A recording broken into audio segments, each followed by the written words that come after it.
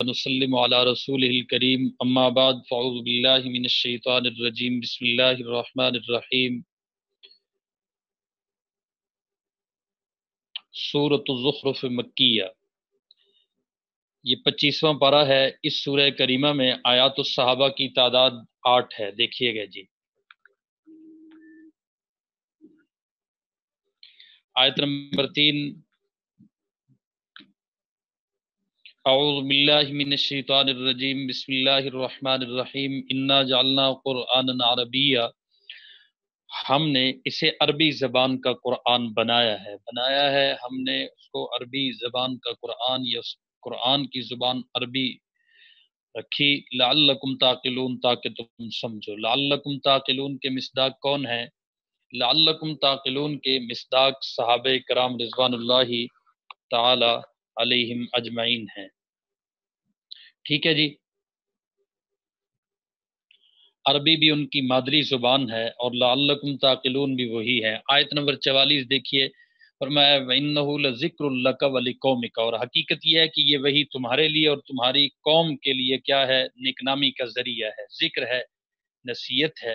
وَسَوْفَ تُسْأَلُونَ، اور تم سے سب پوچھا جائے گا کہ تم نے اس کا کیا حق ادا کیا۔ تو وَلِقَوْمِكَ سے مراد کون ہے؟ صحابہ کرام رضوان اللہ تعالی علیہم اجمعین ہے۔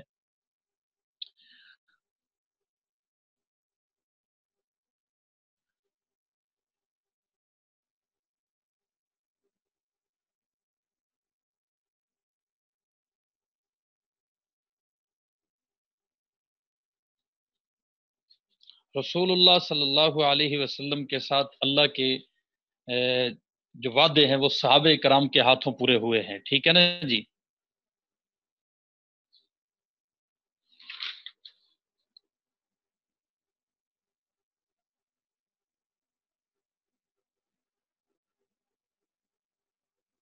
اور بعض حضرات نے، حضرت شاہ ولی اللہ صاحب رحمۃ اللہ تعالی علیہ نے وَإِنَّهُ لَذِكْرٌ لَكَ وَلِقَوْمِكَ سے مراد خاص آپ کی قوم کے وہ حضرات جن کو خلافت راشدہ کا تاج رب نے پہنایا ہے وہ مراد ہے۔ آگے دیکھیے آیت نمبر 68 تا 73، یا عباد لا خوف علیکم اليوم ولا انتم تحزنون، فرمایا جن سے کہا جائے گا کہ اے میرے بندو، یا محذوف ہے، اے میرے بندو، جن سے کہا جائے گا یہ محذوف ہے، پیچھے بات چلی آ رہی ہے۔ لا خوف علیکم اليوم، آج تم پر نہ کوئی خوف طاری ہوگا، ولا انتم تحزنون، اور نہ تم غمگین ہوگے۔ الذین آمنوا بآیاتنا وکانوا مسلمین، اور اے میرے وہ بندو جو ہماری آیتوں پر ایمان لائے تھے اور فرما بردار رہے تھے، وکانوا مسلمین، ادخلوا الجنت انتم، تم بھی داخل ہو جاؤ جنت میں، اور وازواجکم، اور تمہاری بیویاں بھی۔ ٹھیک ہے نا جی، تحبرون، خوشی سے جو چہرے چمک رہے ہوں ان چہروں کے ساتھ تم اور تمہاری بیویاں جنت میں داخل ہو جاؤ۔ یطاف علیہم بصحاف، فرمایا ان کے آگے سونے کے پیالے جو ہے نا گردش میں لائیں گے، من ذہب، بصحاف من ذہب، صحف یا پیالے کو کہا گیا، اس کی جمع ہے بصحاف من ذہب، سونے کے پیالے ان کے سامنے گردش میں لائے جائیں گے۔ واکواب، اور فرمایا گلاس وہ بھی یہی ذہب سے ہوں گے، سونے سے۔ وفیہا ما تشتہی الانفس، اور فرمایا اور اس جنت میں ہر وہ چیز ہوگی جس کی دلوں کو خواہش ہوگی۔ وفیہا، اور اس میں وہ کچھ ہوگا، ما تشتہی الانفس، جس کو نفوس کو یا دلوں کو جو چاہیے ہوگا، جو خواہش ہوگی۔ وتلذ الاعین، اور جس سے آنکھوں کو لذت حاصل ہو۔ وانتم فیہا خالدون، اور ان سے کہا جائے گا کہ جنت میں تم ہمیشہ رہو گے۔ وتلک الجنۃ التی اورثتموہا، اور یہ وہ جنت ہے جس کا تمہیں ہم اپنے اعمال کے بدلے وارث بنا دیا گیا۔ ٹھیک ہے جی، اورثتموہا بما کنتم تعملون، تو صحابہ کرام وارث جنت ہیں۔ لکم فیہا فاکہۃ کثیرۃ منھا تاکلون، اس میں تمہارے لیے خوب جو ہے نا وہ پھل ہیں، میوے ہیں، افراد کے ساتھ، کثرت کے ساتھ، فاکہۃ کثیرہ منھا تاکلون، جس سے تم کھاؤ گے۔ تو قیامت کے دن اللہ تعالیٰ کا مومنین کو خطاب پیش کیا جا رہا ہے۔ تو دنیا میں بھی، یہ آج کا ایک جملہ ہے، اس کو نوٹ کر لیجئے، دنیا میں بھی اولین رب کے مخاطب اس امت میں صحابہ کرام ہیں۔ دنیا میں بھی اولین رب کے مخاطب اس امت میں صحابہ کرام ہیں، اور قیامت کے دن بھی نبیوں کے بعد اولین مخاطب اور اولین جنتی صحابہ کرام رضوان اللہ تعالی علیہم اجمعین ہوں گے۔ سورۃ الدخان مکیہ، اس میں آیات الصحابہ کی تعداد ہے 7۔ دیکھیے یہ ساری اکٹھی ہے 51 تا 57۔ ان المتقین فی مقام امین، فرمایا پیچھے جہنمیوں کا ذکر ہے تو آگے یہاں ذکر کیا دوسری طرف کون لوگ ہیں؟ متقین پرہیزگار لوگ، فی مقام امین یقیناً امن و امان والی جگہ میں ہوں گے، فی جنات و عیون باغات میں اور چشموں میں ہوں گے، یلبسون من سندس، اور فرمایا کہ وہ پہنے ہوئے ہوں گے سندس کا لباس۔ اچھا جی، حریر ریشم اور حریر آپ جس کو کہتے ہیں یہاں اس کو سندس اور استبرق کہا گیا کہ اور متقابلین آمنے سامنے بیٹھے ہو، سندس اور استبرق کا لباس پہنے ہوئے ہوں گے۔ کذالک وزوجناہم بحور عین، ان کے ساتھ یہی معاملہ ہوگا۔ کذالک وزوجناہم بحور عین، یہ آگے الگ ہے، یہاں وقف بھی ہے کذالک پہ۔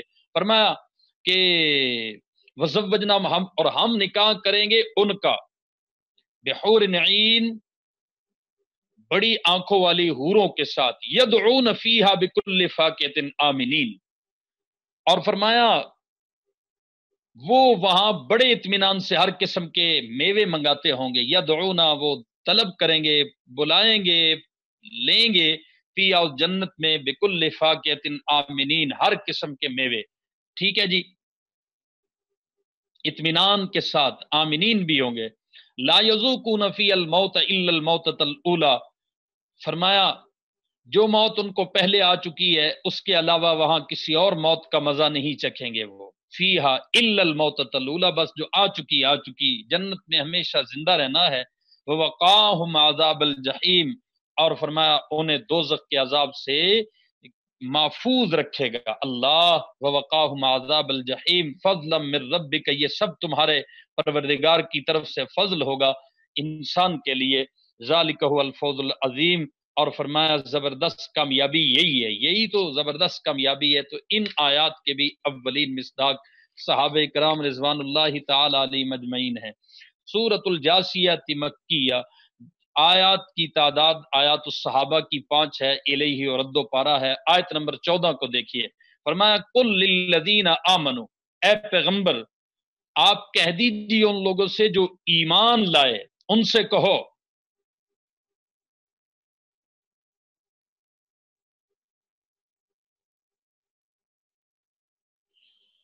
یغفروا للذین لا یرجون ایام اللہ، آپ ایمان والوں سے کہیں کہ وہ درگزر کریں ان لوگوں سے جو اللہ کے دنوں کا اندیشہ نہیں رکھتے، جو اللہ کے دنوں کا اندیشہ ہی نہیں رکھتے اور ان کو کوئی امید ہی نہیں ہے، ان کو درگزر کرو، سائڈ مارو ان سے۔ لیجزی قوما بما كانوا یکسبون، تاکہ ان لوگوں کو ان کے کاموں کا بدلہ دے جو وہ کیا کرتے تھے، تاکہ اللہ ان لوگوں کو ان کے کاموں کا بدلہ دے۔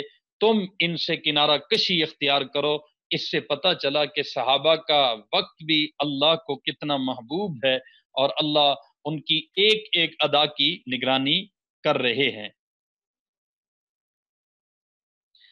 اور اس سے یہ مراد بھی ہے کہ کافر جو معاندانہ رویہ رکھتے تھے، اللہ رب العالمین نے یغفروا للذین کہہ کر صحابہ کرام رضوان اللہ تعالی علیہ مجمعین کو درگزر کرنے کا کہا، لیکن یاد رکھیں کہ یہ ہمیشہ کے لیے نہیں ہے، ٹھیک ہے نا جی۔ یہ آیات جہاد کے حکم سے پہلے کی نازل ہوں تو پھر جاہد الکفار والمنافقین واغلظ علیہم، یہ صورت بھی اللہ رب العالمین نے مقرر کی، وہ اپنی جگہ پہ ہے، یہ اپنی جگہ پہ ہے، کا حکم ہے، ٹھیک ہے جی، کیونکہ مکیہ صورت ہے۔ آگے دیکھیے آیت نمبر 19 تا 21، انہم لن یغنوا عنک من اللہ شیئا، فرمایا وہ اللہ کے مقابلے میں تمہارے ذرا بھی کام نہیں آ سکتے، تمہیں غنی نہیں کر سکتے اللہ کے مقابلے میں۔ وَإِنَّ الظَّالِمِينَ بَعْضُهُمْ أَوْلِيَاءُ بَعْضٍ، اور حقیقت یہ ہے کہ ظالم لوگ ایک دوسرے کے دوست ہیں۔ وَاللَّهُ وَلِيُّ الْمُتَّقِينَ، اور اللہ متقی لوگوں کا دوست ہے۔ اس کا مطلب ہے کہ ظالم لوگ ایک دوسرے کے دوست ہیں تو متقی لوگ آپس میں ایک دوسرے کے دوست ہیں، اور اللہ ان کا دوست تبھی ہے کہ وہ آپس میں ایک دوسرے کے دوست ہیں، دلوں میں رنجش نہیں رکھتے، خدا کو ان کے دل اتنے محبوب ہیں کہ اللہ نے ان سب کو اپنا دوست بنا لیا. ان کی اداؤں پہ اللہ نے ان کو دوستی کا شرف بخشا ہے. ھذا بصائر للناس، فرمایا یہ قرآن تمام لوگوں کے لیے بصیرتوں کا مجموعہ ہے. بصائر للناس وہدن، اور فرمایا ہدایت ہے اور رحمت ہے ان کے لیے جو کیا کرتے ہیں، یقین کرتے ہیں، ان کے لیے رحمت بھی ہے. ام حسب الذین اجترحوا السیئات، فرمایا پس وہ لوگ جنہوں نے کیا کیا، برے کاموں کا ارتکاب کیا، کیا وہ سمجھے ہوئے ہیں کہ انہیں ہم ان لوگوں کے برابر کر دیں گے؟ اجترح السیئات کرنے والے جو لوگ ہیں، ام یہاں پر استفہام ہے. فرمایا کہ انہوں نے گمان کر رکھا ہے جنہوں نے بدی کمائی ہے یا جنہوں نے بدی کا ارتکاب کیا ہے کہ ان نجعلہم کالذین آمنوا وعملوا الصالحات، کہ ہم ان کو کر دیں گے ان جیسا جو ایمان لائے اور جنہوں نے اعمال صالح کیے. سواء محیاہم ومماتہم، فرمایا جس کے نتیجے میں ان کا جینا اور مرنا ایک ہی جیسا ہو جائے. یہ سوال ہے کہ برابر ہو جائے ان کا جینا اور مرنا. فرمایا ساء ما یحکمون، اگر انہوں نے یہ طے کر رکھا ہے تو کتنی بری بات ہے جو انہوں نے طے کر رکھی ہے. ایسا ہو سکتا ہے کہ فرمانبردار اور نافرمان برابر ہوں؟ میرے عزیز بھائیوں، یہاں بھی مدحت صحابہ کی ہے. آیت نمبر 30 دیکھیے، فرمایا فَأَمَّا الَّذِينَ آمَنُوا وَعَمِلُوا الصَّالِحَاتِ، چنانچہ جو لوگ ایمان لائے اور انہوں نے نیک عمل کیے، فَيُدْخِلُهُمْ رَبُّهُمْ فِي رَحْمَتِهِ، ان کو تو ان کا پروردگار اپنی رحمت میں داخل کرے گا. ذَلِكَ هُوَ الْفَوْزُ الْعَظِيمُ، یہی کھلی ہوئی کامیابی ہے. اس آیت کے مصداق بھی اولین صحابہ کرام ہیں. ایمان لانے والے وہ، اعمال صالح کرنے والے وہ، جنت میں داخل ہونے والے نبیوں کے بعد صحابہ کرام رضوان اللہ تعالی علیہم اجمعین، اور فوز مبین کے مستحق بھی صحابہ کرام رضوان اللہ تعالی علیہم اجمعین.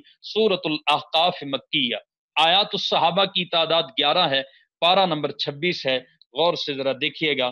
فرمایا آیت نمبر 11، وقال الذین کفروا، اور جن لوگوں نے کفر اپنا لیا، کہا انہوں نے کس کے بارے میں؟ للذین آمنوا، ایمان والوں کے بارے میں. لو کان خیرا ما سبقونا الی، اگر یہ ایمان لانا کوئی اچھی بات ہوتی تو یہ لوگ اس بارے میں ہم سے سبقت نہ لے جا سکتے. ٹھیک ہے نا جی، اگر یہ اچھی بات ہوتی تو یہ سبقت نہ لے جاتے، گویا کہ ہم لینا آتے ایمان. یہ کہا کافروں نے. فرمایا وَإِذْ لَمْ يَهْتَدُوا بِهِ، اور جب ان کافروں نے اس سے خود ہدایت حاصل نہیں کی. ٹھیک ہے نا جی، جب کہ انہوں نے اس سے ہدایت حاصل نہیں کی قرآن سے، تو فَسَيَقُولُونَ هَذَا إِفْكٌ قَدِيمٌ، تو وہ یہی کہیں گے کہ یہ وہی پرانے زمانے کا جھوٹ ہے. تو ہدایت خود حاصل نہیں کی اور ہدایت پہ ہونے کا فتویٰ کس طرح دے سکتے ہیں؟ اپنے قصور پہ نظر نہیں جاتی، اور جن کی تعریف اور جن کی مدحت کرنی ہے ان کو قصوروار ٹھہراتے ہیں.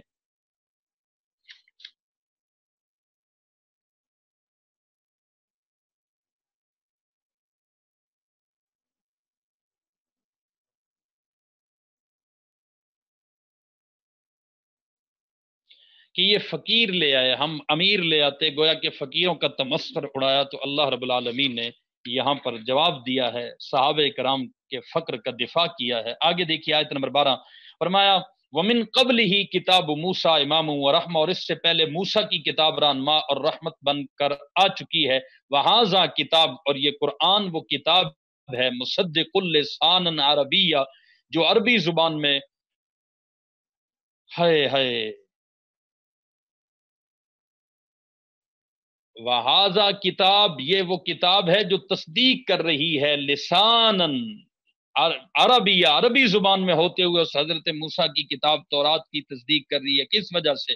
لینذر الذین ظلموا، تاکہ ان ظالموں کو خبردار کرے. وبشریٰ للمحسنین، اور نیک کام کرنے والوں کے لیے خوشخبری بن جائے. ٹھیک ہے نا جی، تو اس بشارت جو مومنین کو یہاں پہ حاصل ہے، وبشریٰ للمحسنین، اس کا مصداق بھی اولین صحابہ کرام رضوان اللہ تعالی علیہ اجمعین ہے. دیکھیے میرے عزیز بھائیو،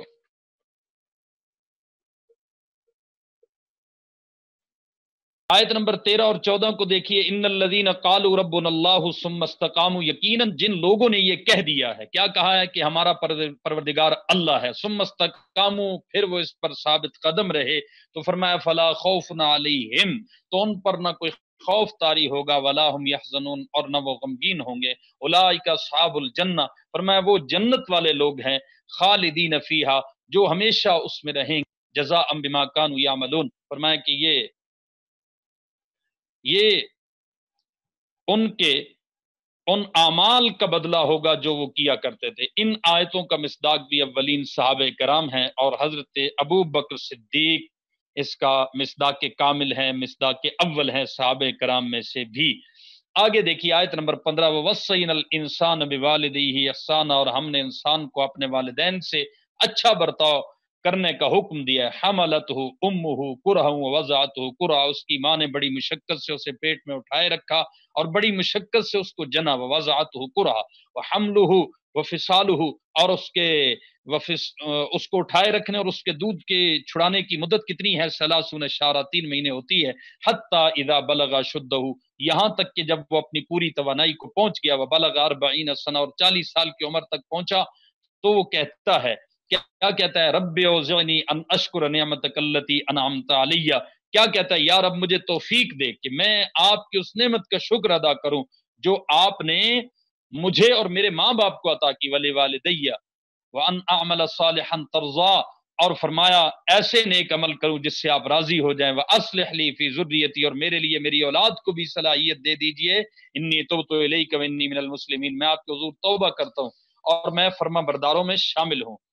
ٹھیک ہے نا جی، یہاں خاص انسان، ووصینا الانسان، حضرت ابن عباس فرماتے ہیں کہ یہاں سے مراد حضرت ابو بکر صدیق رضی اللہ تعالی عنہ ہے، حضرت علی المرتضیٰ سے بھی یہی مروی ہے، ان کے حضرت ابو بکر صدیق کے ماں باپ بھی مسلمان ہو گئے، آپ کے سوا کوئی مہاجر ایسا نہیں جس کے ماں باپ دونوں مسلمان ہوئے اور اسلام میں داخل ہوئے، ٹھیک ہے نا جی، تو اس کا مصداق اول حضرت سیدنا صدیق اکبر ہیں، اور ان کی وجہ سے ساری امت کو، تو والدین کے ساتھ حسن سلوک کا حکم بھی رب نے صدیق کو نمونہ بنا کے امت کو دیا ہے۔ آیت نمبر 16 دیکھیے، اولئک الذین نتقبل عنہم احسن ما عملوا ونتجاوز عن سیئاتہم، فرمایا یہ وہ لوگ ہیں جن سے ہم ان کے بہترین اعمال قبول کریں گے، عنہم احسن ما عملوا، جو انہوں نے اچھے اعمال کیے وہ قبول کریں گے، ونتجاوز عن سیئاتہم، اور ان کی خطاؤں سے درگزر کریں گے، جس کے نتیجے میں کیا ہوگا، فی اصحاب الجنہ، وہ جنت والوں میں شامل ہوں گے، ٹھیک ہے جی، وعد الصدق الذی کانوا یعدون، اس سچے وعدے کی بدولت جو ان سے کیا گیا تھا۔ یہاں پیچھے چکے یہ آیت گزر چکی ہے، وصینا الانسان، تو آگے پھر حضرت صدیق پر، اور بعض حضرات نے کہا کہ حضرت سعد رضی اللہ تعالی عنہ بھی اس کا مصداق ہو سکتے ہیں۔ آیت نمبر 19 دیکھیے، وَلِكُلٍّ دَرَجَاتٌ مِّمَّا عَمِلُوا، اور ہر ایک گروہ کے اپنے اعمال کی وجہ سے مختلف درجے ہیں، وَلِيُوَفِّيَهُمْ أَعْمَالَهُمْ، اس لیے ہے تاکہ اللہ ان کے اعمال کا پورا پورا بدلہ دے، وَهُمْ لَا يُظْلَمُونَ، اور ان پر کوئی ظلم نہیں ہوگا، ٹھیک ہے نا جی۔ تو یہاں سے یہ بھی پتہ چلتا ہے کہ جو پہلے اسلام لایا وہ بعد میں اسلام لانے والے سے افضل ہے، ٹھیک ہے نا جی۔ پہلے کون اسلام لائے اور پوری امت سے کون افضل قرار پائے، صحابہ اکرام رضوان اللہ تعالی علیہم اجمعین۔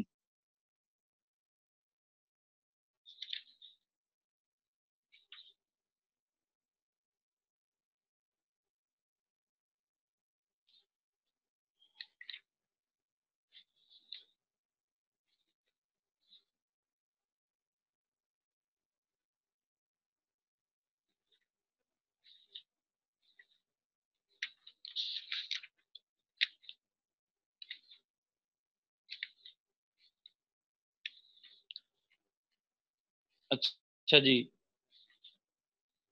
آگے سورہ محمد، سورہ فتح، یہ انشاءاللہ العزیز پڑھیں گے آپ صبح فجر کے بعد، تھوڑا سا وقت دے دیجئے گا، کوئی تقریباً 20-25 منٹ یا آدھا گھنٹہ، تو انشاءاللہ العزیز ہم اس کو دیکھ لیں گے۔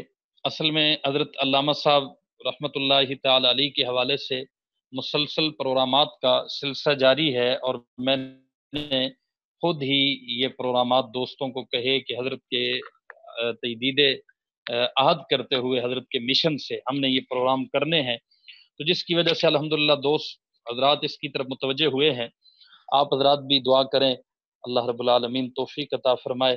تھوڑا سا حضرت اللہ پڑھ لیتے ہیں تاکہ اس میں ناغہ نہ ہو، اور پھر باقی اجازت صبح کچھ سبق ہو جائے گا انشاءاللہ۔